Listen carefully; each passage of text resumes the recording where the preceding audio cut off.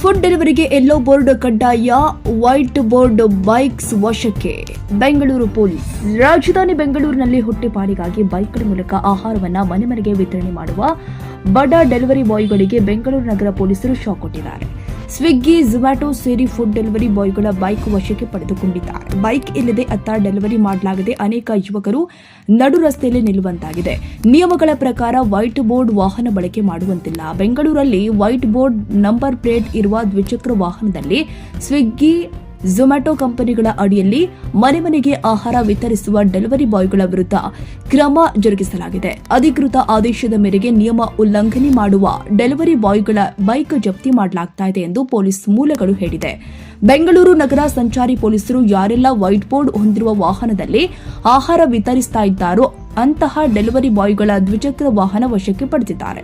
ಹಿಂಬದಿ ಸೀಟಿನ ಮೇಲೆ ಕೆಂಪು ಝೊಮ್ಯಾಟೊ ಬ್ಯಾಗ್ ಇರುವ ನೂರಾರು ಬೈಕ್ಗಳು ಇದೀಗ ಪೊಲೀಸ್ ಸುಪರ್ದಿಯಲ್ಲಿ ಇದೆ. ಇತ್ತ ಫುಡ್ ಡೆಲಿವರಿ ವಿತರಣೆ ನೆಚ್ಚಿಕೊಂಡಿದ್ದ ಅದೆಷ್ಟೋ ಮಂದಿಗೆ ದಿಕ್ಕಿ ತೋಚದಂತಾಗಿದೆ. ಇನ್ನು ಕೆಲವರು ಈ ತರ ಉದ್ಯೋಗದ ಜೊತೆಗೆ ಸಿಕ್ಕ ಖಾಲಿ ಸಮಯದಲ್ಲಿ ಡೆಲಿವರಿ ಮಾಡ್ತಾ ಇದ್ರು. ಅವರಿಗೂ ಪೊಲೀಸರು ಶಾಕ್ ಕೊಟ್ಟಿದ್ದಾರೆ.